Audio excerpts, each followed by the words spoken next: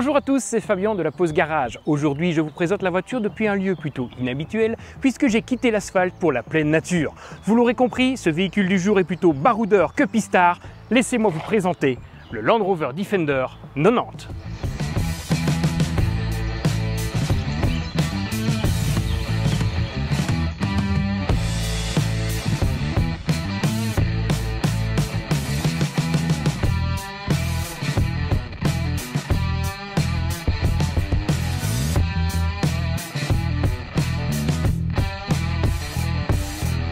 Avant de commencer et de s'intéresser un peu plus à ce nouveau venu, je tiens à remercier les garages Thierry, concessionnaire Land Rover mais aussi Jaguar, à Abel-la-Neuve, pour le prêt de ce fantastique icône du tout-terrain. Si vous avez des questions sur celui-ci ou sur une autre voiture, n'hésitez pas à les contacter, ils se feront un plaisir de vous renseigner. Bon, intéressons-nous un instant à l'héritage pour le moins conséquent de ce Defender. Tout commence en 1947 lorsque deux frères, Maurice et Spencer Wilkes, respectivement ingénieurs et directeurs de chez Rover, décident de concevoir une voiture utilitaire à faible coût destinée au marché agricole.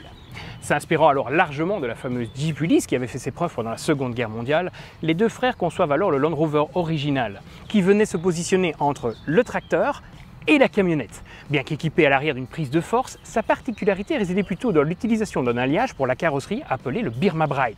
Celui-ci était un mélange d'aluminium et de magnésium et permettait à Land Rover d'éviter les quotas qui étaient imposés après la guerre sur les matières premières. C'est un peu long.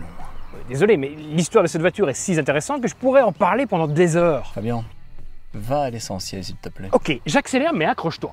Cette première version fut appelée série 1 et sera vendue de 1948 à 1958. Vient ensuite la série 2 et 2A vendue de 58 à 71 et finalement la série 3 de 71 à 85. Le modèle évolue ensuite en 1983 pour devenir le tout premier Land Rover Defender et il s'en vendra plus de 2 millions d'exemplaires jusqu'en 2016. Land Rover fait alors une pause de 3 ans avant de présenter en 2019 ce tout nouveau Land Rover 2 que nous essayons aujourd'hui. Voilà, ça c'était pour l'histoire. Celui-ci est une version 90, une version 90 en opposition avec la version longue appelée 110. Si cette appellation 90 trouve son origine en 1948 lorsque le Land Rover originel était appelé le Land Rover 80 en référence à son empattement de 80 pouces, et bien maintenant elle est purement devenue commerciale et elle permet simplement de distinguer les versions courtes des versions longues. Alors maintenant parlons du design. Extérieurement, je vais commencer par vous donner un avis assez neutre avec une retenue très personnelle. C'est ça que j'aime! Mais il est magnifique, il est carré, il est superbe! Mais regardez-moi ça! Ce que j'essayais de vous dire tout à l'heure, c'est tout simplement que j'aime la forme généralement carrée de ce véhicule. Le Defender assume ses formes qui rappellent l'histoire de ce modèle, mais y ajoute une petite touche de rondeur par-ci par-là qui modernise ses lignes. C'est très bien réalisé. À l'image de ce capot horizontal avec ici ces petites zones où vous pouvez venir mettre les pieds avant, ou encore ces feux avant qui sur les modèles originaux en fait étaient ronds dans un plastique noir. Et bien on rappelle ça avec ici une bordure noire et un anneau lumineux ici au centre. C'est très bien fait. Alors de côté, on voit tout de suite qu'on a une voiture assez cubique avec des énormes rétroviseurs, mais également cet extracteur d'air ici sur le côté qui est vraiment très joli. Alors, vous l'avez remarqué également, je parais tout petit à côté de cette voiture. On dirait Marc à côté de la Suzuki Jimny. C'est tout simplement parce que la voiture est à plus d'1,90 m. Oh, 1,95 m de haut. Mais ça, on va y revenir. Venez maintenant voir l'arrière. Alors, à l'arrière, on retrouve l'indémodable roue de secours posée sur la troisième porte. Et si je dis troisième porte, c'est pas pour rire, hein. On a réellement une porte à ouverture latérale. Mais ce que moi j'apprécie vraiment sur cette voiture qui fait quand même assez futuriste, eh bien ce sont ces feux arrière avec les différents anneaux. C'est très joli, c'est bien pensé, c'est équilibré. Au niveau du design, j'ai pas grand chose à dire, à part que c'est une voiture fantastique, très bien réussie, équilibrée. C'est réellement un coup de cœur pour moi avec ce Defender en version 90. La version 110 pour moi est un peu grande, elle manque d'équilibre, mais celle-ci est juste parfaite.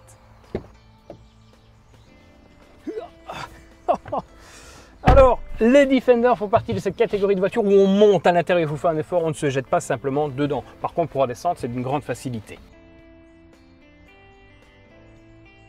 Pour le design, eh bien, c'est du même acabit qu'à l'extérieur, c'est-à-dire qu'on a un intérieur très élégant, très moderne, avec des courbes, mais également un petit côté brut comme ici, avec ces différentes visseries apparentes, mais également ces poignées qui nous permettent de nous tenir un petit peu partout quand on va faire du tout-terrain. C'est très agréable. Alors, la touche de modernité est également ramenée avec ces différents écrans qu'on retrouve ici. On a d'abord un écran optionnel disponible derrière le volant, mais également un écran tactile ici au centre. Vous le savez, le système multimédia chez Jaguar et Land Rover n'a jamais vraiment été une référence dans le domaine. Et bien ici, avec le Defender, on a une toute nouvelle version. Sachez que celle-ci est très réactive, très rapide à utiliser. C'est vraiment une très belle surprise pour ma part. On retrouve toutes les fonctions avec grande facilité. Il suffit tout simplement de cliquer sur le bouton Home et puis sur les 4 petits carrés et on a différents types d'informations qu'on peut retrouver avec une qui est très intéressante, c'est les dimensions du véhicule qui nous permettent de savoir la taille de notre véhicule pour passer dans certains endroits peut-être un petit peu plus exigus, mais également les différents angles d'attaque, de sortie, les angles ventraux. On a la totale. J'aimerais également vous parler de l'habitacle et des différents rangements qu'il propose. On en retrouve partout, que ce soit ici, de chaque côté du volant, dans la console centrale avec cet énorme rangement juste ici en dessous. On a le porte-gobelet, on a un énorme accoudoir ici pour mettre des bouteilles d'un demi-litre sans aucun problème, et sans oublier les vides-poches. De plus, nous avons une visibilité périphérique vraiment exceptionnelle, les grands rétroviseurs aident à cela, mais également, regardez-moi ça, le 3/4 arrière, on a une visibilité complète, impossible de se cacher, sans oublier que la voiture est équipée, comme vous pouvez le voir ici, des systèmes de caméras de stationnement qui nous donnent toutes les infos sur la voiture. Alors, vous allez pouvoir parcourir autour ou simplement sélectionner des angles de vue différents ici sur le côté pour avoir exactement la voiture comme vous la voulez. Alors, ce n'est pas tout. Le véhicule est également équipé d'un système de caméra 360 pour le tout-terrain. Donc ce que vous allez voir ici, c'est tout simplement le véhicule vu du dessus, avec une zone grise qui n'est pas encore calculée car le véhicule ne s'est pas encore déplacé. Mais si je commence simplement à me déplacer, il va dire OK. Donc maintenant, la zone que tu passes, c'est celle-ci. Résultat, ça va nous permettre, quand on va arriver sur un gros caillou par exemple, de deviner où celui-ci va se trouver par rapport aux roues aux alentours. Ce qui vous permet en tout terrain de venir placer votre véhicule avec précision par rapport à un caillou qui se trouverait sur la chaussée et de pouvoir l'éviter avec une grande facilité. C'est quand même un très bon travail réalisé. On pousse la caméra 360 un cran plus loin avec des possibilités tout terrain juste exceptionnelles. Et que dire de ces sièges? Je suis assez bien installés, ils sont moelleux à souhait, ils ont un maintien latéral assez correct, ce qui est assez important quand même quand on fait du tout-terrain, mais surtout j'ai énormément d'espace avec ce grand accoudoir central, je suis très bien installé, j'ai de la place pour la tête avec aisance puisque mon siège n'est même pas réglé au plus bas. Franchement, c'est très bien fait. Bon, maintenant il y a un côté un petit peu moins amusant à ça, c'est que c'est la version 90 et donc c'est une 3 portes. Et passer à l'arrière, eh bien, c'est pas aussi amusant que ça.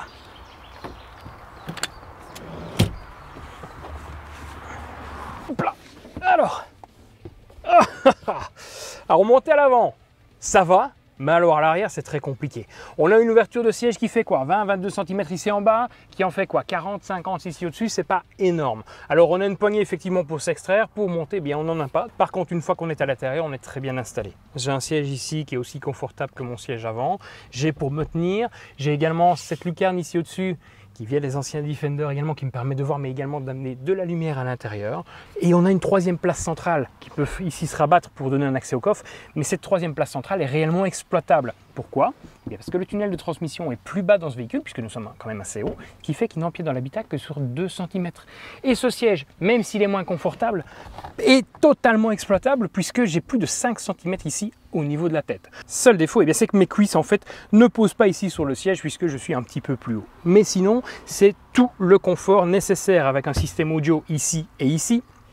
On a également une clim à 3 zones et différents espaces de rangement avec ici un porte-gobelet. Hop là! On saute vraiment hors de cette voiture. Alors, qui dit voiture assez courte avec énormément d'espace à l'intérieur dit bien souvent petit coffre. Eh bien, c'est le cas. On a ici un coffre qui fait à peine 45 cm de profondeur et surtout qui n'offre pas de sous-coffre. Alors vous allez me dire que c'est pas grave puisque si je dois charger, je peux toujours très bien rabattre les 2 sièges arrière. C'est vrai que c'est le cas. Hop. Mais celui-ci n'est pas totalement plat. Vous avez une première partie ici, vous avez ensuite ce renfort en aluminium et le deuxième coffre qui vient ici. C'est pas le plus pratique de tous les coffres, surtout que celui-ci est desservi par une porte à ouverture latérale qui, comme un grand haillon, en fait, n'est pas aussi pratique que ça quand on est par exemple dans un souterrain, un parking souterrain, on a la voiture qui est parquée contre un mur. Et c'est vrai que c'est pas très pratique. Par contre, si vous avez la possibilité de l'ouvrir en grand, là, c'est vraiment une grande ouverture et on peut charger énormément de choses à l'intérieur. Cet espace très généreux à l'intérieur n'a été rendu possible que par une taille globale assez conséquente. Ça, je pense que vous l'aurez compris. Avec 4,58 m de long, 2,01 m de large sans les rétroviseurs et 1,97 m de haut, le Defender n'a absolument rien d'une citadine et devra se conduire avec prudence dans les environnements exigus. Faute de quoi votre pâture s'en souviendra. Mais ne vous inquiétez pas trop pour la pâture, car il est possible d'avoir, moyennant supplément, un film plastique satiné qui va venir recouvrir toute la voiture. Celui-ci est monté en usine et coûte seulement 4 270 €. Je dis seulement pourquoi, car contrairement à un film PPF qui va être placé sur votre véhicule, qui va devoir être découpé par un detailer ou par un préparateur automobile, il faut savoir que celui-ci est déjà prédécoupé à taille de chaque pièce de carrosserie. Et si vous venez à l'abîmer, eh bien vous pouvez tout simplement recommander la partie nécessaire directement chez Land Rover afin de le remplacer. C'est un gain non négligeable. Cette taille conséquente qu'on vient d'évoquer se ressent également sur la balance puisque ce Defender a un poids vide de 2378 kg.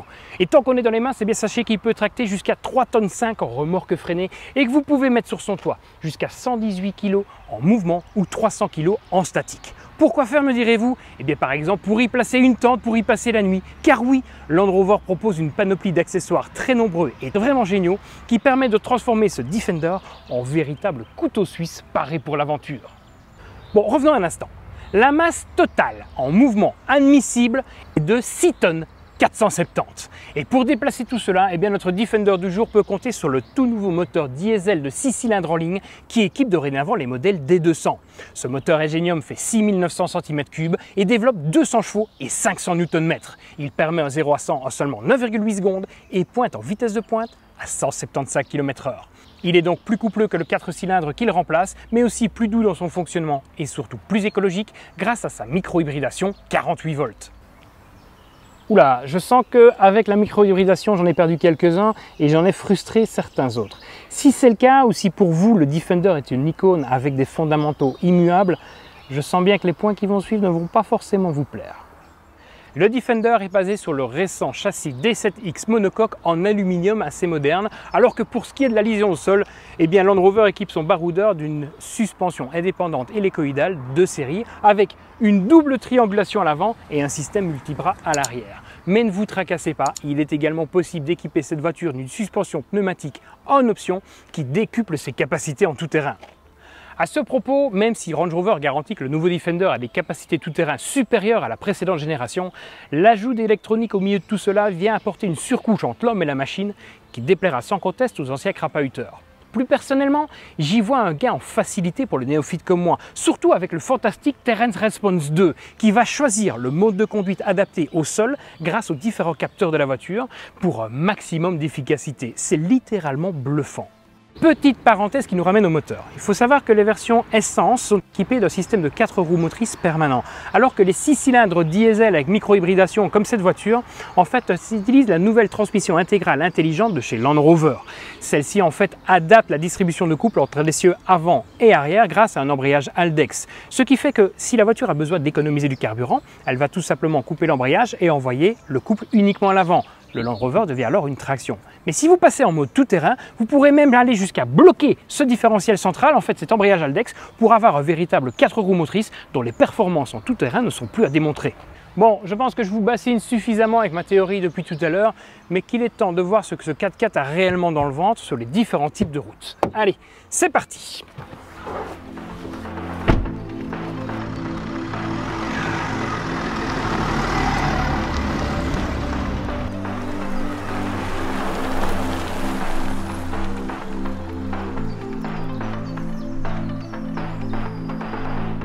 Alors avant de tester cette voiture sur les différentes routes, j'aimerais aborder avec vous quelques généralités. Le véhicule est grand, il est vraiment énorme.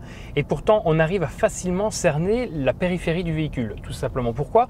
Car je vois le bout de mon capot, je vois ma vitre arrière, mais je vois aussi la roue qui se trouve à l'arrière. Donc on est vraiment dans une voiture qu'on arrive facilement à cerner. De plus, la voiture tourne très court.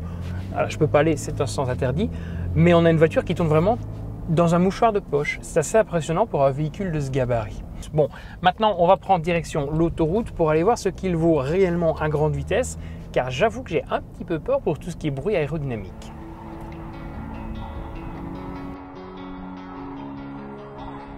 Alors, maintenant qu'on est sur autoroute, je dois vous avouer une petite chose. Avant de prendre possession de ce véhicule, j'avais quelques craintes concernant déjà les bruits aérodynamiques, les bruits dans la voiture, mais surtout sa consommation. Et en fait, j'ai deux bonnes surprises. La première, c'est que malgré le pare-brise fort vertical et la taille du véhicule, on n'a pas trop de bruit de vent. Les seuls bruits de vent, ils proviennent des rétroviseurs. Et pour ce qui est des bruits de roulement, même si on a des gros pneus assez creux qui résonnent pas mal, ça reste très maîtrisé, ce qui fait qu'on a un véhicule très agréable à rouler. Ensuite, pour la consommation, dans cette voiture sur autoroute à vitesse constante comme pour le moment, je suis à 8,1 litres. C'est rien du tout. C'est une très très bonne consommation. Bon, ça c'était pour le bilan autoroutier. Maintenant, on va sortir de l'autoroute juste ici et on va l'essayer sur les petites routes. Alors nous sommes maintenant ici sur petite route, je suis dans un petit village et la première chose qu'on constate c'est que la voiture, comme je vous l'ai dit tout à l'heure, tourne très très court. On peut faire des tours de rond-point, de mini rond-point de village, mais comme ça dans un mouchoir de poche, c'est vraiment très très agréable.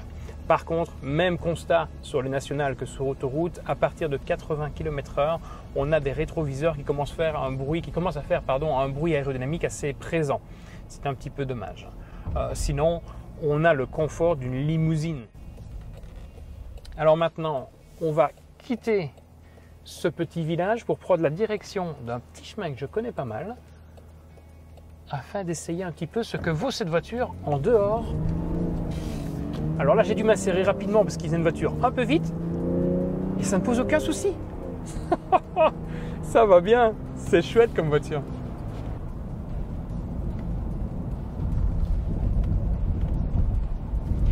Pour faire simple, cette route-ci, je suis obligé de la prendre à 30 km/h avec ma Tesla. Ici, je roule à 70, 80 km/h. Et ça ne pose absolument aucun problème. Oh, c'est jouissif. Ah, j'adore. La voiture ne va pas en buter, rien du tout. Non, c'est une promenade de santé.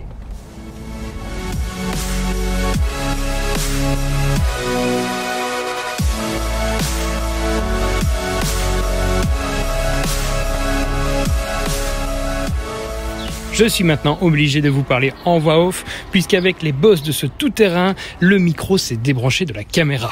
Nous arrivons donc ici maintenant sur le terrain de jeu préféré du Defender, les tout-chemins, là où l'asphalte n'existe pas. Le Defender offre une garde au sol et des angles d'attaque et de sortie, mais également des angles ventraux, lui permettant de passer vraiment n'importe où. En plus, si vous optez pour la suspension pneumatique, celle-ci est réglable et s'adaptera aux différents environnements. Je ne vais pas m'éterniser plus longtemps sur le sujet car il serait malhonnête de ma part de dire que j'ai testé ce Defender dans ses derniers retranchements. Je pense que les limites de celui-ci sont bien au-delà des miennes et qu'il faudra un terrain spécialement adapté pour pouvoir tester ses capacités réelles.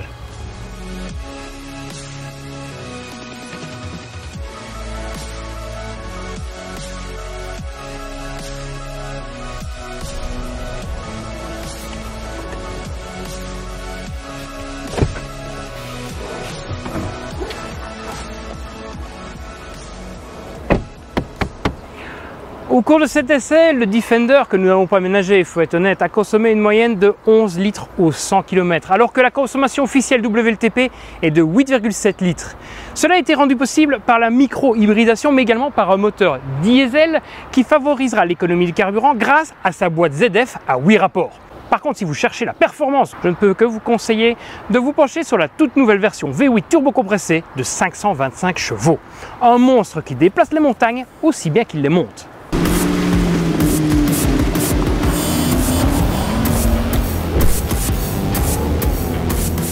Vous imaginez bien qu'un véhicule aussi exceptionnel aux capacités hors normes ne s'acquiert pas aussi facilement.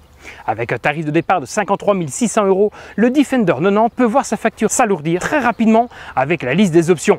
Et je ne vous parle même pas du choix du moteur qui poussera même celle-ci au-delà des 125 000 € de base pour le fameux V8 turbo-compressé.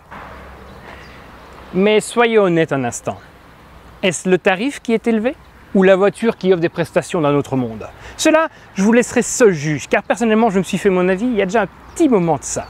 Quoi qu'il en soit, Land Rover nous propose ici une voiture aux prestations soignées, avec des capacités tout-terrain juste exceptionnelles. L'espace à bord n'est pas en reste non plus, avec de la place pour 6 personnes et un énorme coffre. J'ai aussi envie d'ajouter le style, mais ça, vous le savez, c'est quelque chose de très subjectif. Je ne regretterai qu'un accès aux places arrière assez difficile et un gabarit conséquent qui rendra la voiture moins pratique en ville ou dans les chemins exigus, même si on l'a vu tout à l'heure, on a une voiture avec une très belle maniabilité. Son tarif lui reste assez correct si vous résistez à l'appel de la liste des options et des accessoires. J'ai maintenant fait le tour de cette voiture, de ce véhicule qui me fait rêver depuis des mois et qui commence à me faire regretter le choix de ma voiture personnelle. Je vous remercie d'avoir regardé cette vidéo, vous savez comment ça marche. Si vous avez aimé celle-ci et si vous avez envie d'en voir d'autres, n'hésitez pas à vous abonner à la chaîne, mais également à cocher la petite cloche de notification pour être tenu au courant la semaine prochaine quand on sortira notre nouvelle vidéo. Si cette vidéo et cette véhicule vous a plu, vous savez comment ça marche, vous pouvez également laisser un petit pouce vers le haut en bas de celle-ci, voire même nous lâcher un commentaire. Sachez qu'on répond à tous les commentaires. Maintenant, il ne me reste plus qu'à aller ramener cette voiture au concessionnaire, même si, comme je vous le dis souvent, pour des voitures qui me touchent personnellement, j'ai pas trop envie, j'ai envie de la garder. Allez, bonne fin de journée à tous, soyez prudents et à bientôt.